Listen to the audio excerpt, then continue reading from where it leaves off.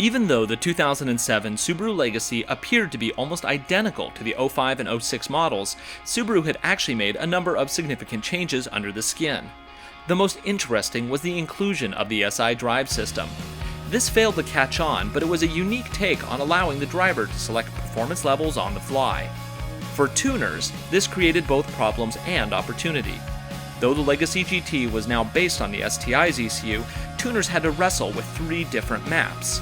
Also, because this was the first car to use SI drive, there were a number of unknowns that would be encountered on the path to more power. Perils aside, in early 2007 we added one of these new Grand Touring sedans to our project fleet.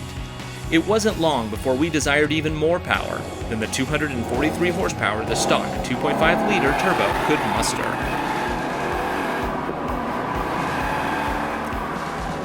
It was at Subiefest 2 in Portland, Oregon, only a few months after the new Legacy went on sale, that a team of builders from TDC and Ecutech sought to add more power to our prized possession.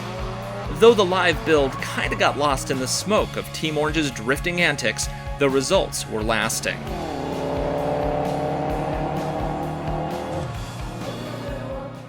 You may remember reading about the build in Subiesport magazine number 17. The stock VF40 turbo was removed and upgraded to a Blausch 18G. The top mount was supersized to a Perrin unit. The fuel pump was upgraded in addition to Perrin pipes from the turbo all the way back. To tune it all, Ecutech installed an early release of the reflash tools. At the end of the day, the car made 100 more horses for an estimated cost of $5,000 in parts. The result was a car that had significantly more grunt, but lacked proper suspension to put the power to use. Over the next several issues, we installed H&R sport springs, fatter tires, thicker sway bars, and even more, until handling was improved enough to take the car racing. And race it we did. Publisher Ryan Douthit, that's me, immediately headed south to the 2007 Tuner Shootout in Pahrump, Nevada. Surrounded by some of the fastest Subarus and Mitsubishi Evos in the country, I held my head high and represented Legacy power, even with a slight off-road excursion. The lesson learned? A street car doesn't make a very good race car. Though I managed to fend off at least 2 Evos, the Legacy we built just wasn't ready for this level of abuse that a full race weekend can dish out. With a bag full of new ideas and a significant dose of sunburn, I returned to Seattle and promptly handed the Legacy keys over to Uber tuner Tim Bailey.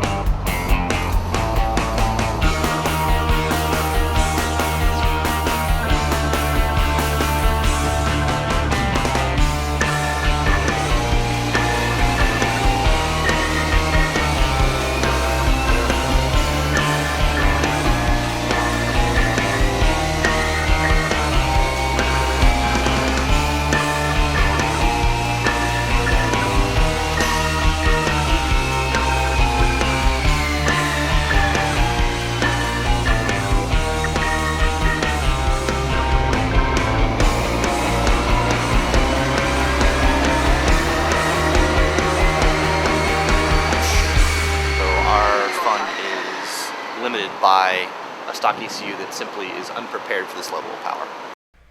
The goal was more power on the top end, bottom end, and, well, pretty much everywhere. And without the ability to tune the Ecutech software that was already flashed on the ECU, we had to rely on other tuning aids. Luckily, since the car was first flashed, many other tuning tools had been released. First, a classic, the Turbo XS Delta. This is a piggyback unit that is plug-and-play for the 2007 Legacy GT, as well as many other Subaru models. Its interface is archaic, but either in concert with a flash or with a stock ECU, it can do some pretty nice tricks. Well, we installed a different kind of engine management called UTEC Delta, which is a piggyback computer, and what it does is it takes over boost, ignition timing, and it also controls fuel. It drives the injectors itself. Yeah, the Ecutech will basically run the car anywhere off of boost, and then this computer will take over once we start to go under load, and so it'll take over ignition and fuel at the threshold that we decide. So there'll be a place in here where we can decide at what boost level to take over, what kind of history ECUs to go through, so that you transition between the stock ECU and the UTEC smoothly. So it's actually pretty nice. It's actually got some pretty cool things. It has decent boost control. I mean, there was a time when a UTEC was the absolute best engine management platform that we had available for these cars, and there was no way you could really get good power without this. In fact, I owe a great deal to UTECs because it's the first thing that I ever tuned on. So I'm gonna run it with in the stock mode, well, which in this case stock is the tuned EcuTech map that was done over a year ago, and you have no idea how much boost it's running, and nor do I. So, okay, so we're gonna go ahead and run it.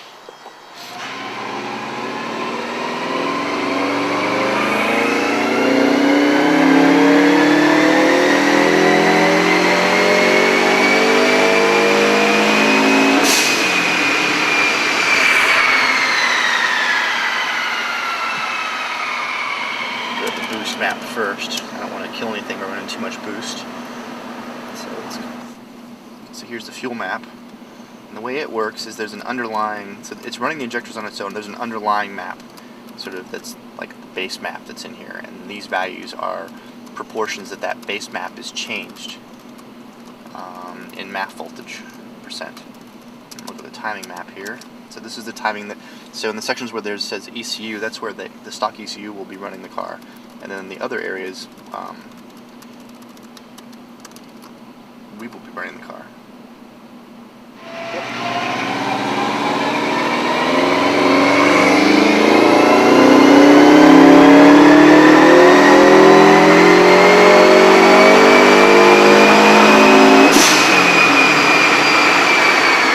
Now I'm going to watch the knock counts, the load site. I'll watch how much boost there is here. I'll watch closely the knock counts, and then you can see the timing that we're going to run here, and then who is controlling the boost. If the ECU is controlling the boost, it'll say ECU. If the UTEC is controlling it, it'll have some numbers in here. So.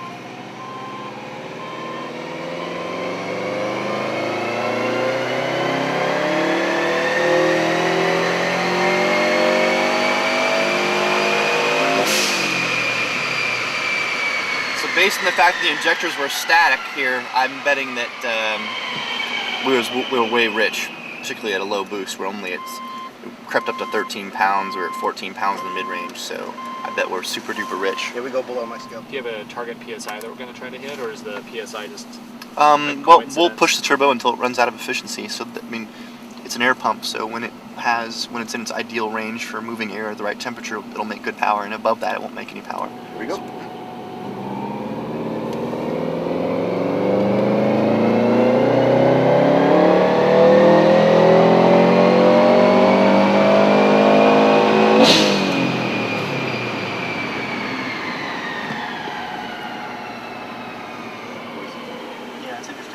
Be able to make peak torque at peak boost, which is 3,500. So just trying. So we're down like in the air fuel ratios are now pretty much solid 10s, right? Like up 11 and then tapering to 10s at the top. Yep. So I'm basically just flooding the engine with fuel at the top, which is good for racing, by the way, because that's heat control. But we need to be able to make a little more torque. How much are we making? Only like 280 horsepower? Horsepower is, yep, 280.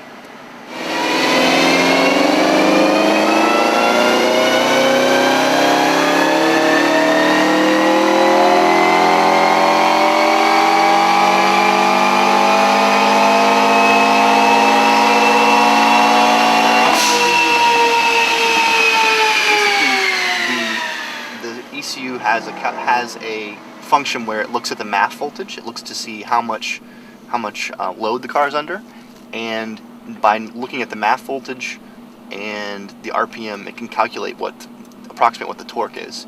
And then there's a table inside the ECU that's its desired torque. And if you go above desired torque, then it will actually close the throttle body. And so basically we're making too much torque, so it's shutting us down. Yeah, that's what's happening. I could prove it, but The ECU is bitch slapping us. the ECU said, "Wha-cha! You're limited, baby. 300 foot-pounds."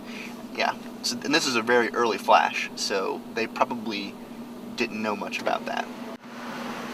20 to 30 foot-pounds on the table that we're losing by closing the throttle. I'm going to save this map, and I'm also going to make another map to turn the boost down to like something like 17 or something. And we're still making a lot more power than the underlying map inside the ECU, but there's no point in running extra boost if we're just going to close the throttle.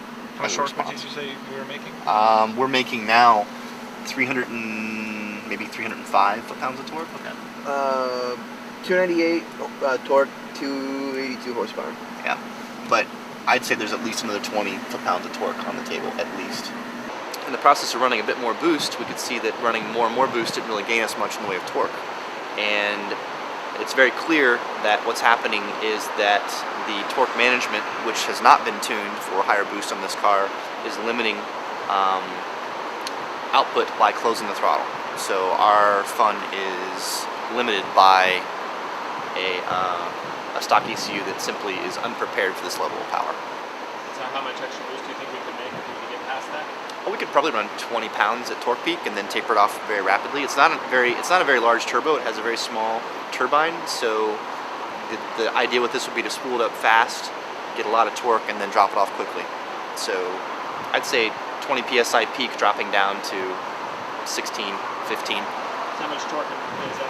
I think we've got at least 330 foot-pounds of torque as a max, maybe even a little bit more. But right now we're only running 300, and you can see, if you just use your mind's eye, you can see where the torque is being lopped off by the closing throttle.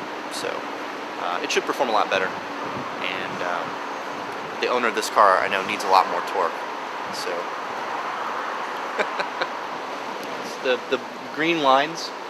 Actually, this is our base. Base for So the green lines are boost, and the dotted lines are where the car came in with the Ecutech flash. So you can see it's running considerably less boost here, like running 16 psi. We ran like 18.5, closer to 19, but our torque doesn't come up. Really, torque should follow boost almost precisely, and you can see that it actually doesn't come up until about 4,500 RPM.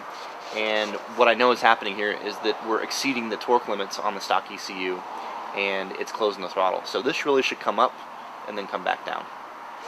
And when you run more boost but don't make more power, that means you're limited in airflow, and the reason for that in this case is a closing throttle. With the Turbo XS Delta unable to break the ECU's iron grip on 300 foot-pounds of torque, we turned to the Cobb Access Port 2.0 to provide the antidote for our issues. The Delta was removed, the ECU was reset and reflashed with the Cobb Access Port tools. I then promptly headed to the airstrip for some additional testing. And while there, I tinkered with some critical ECU parameters that I probably shouldn't have touched. I managed to blow the motor.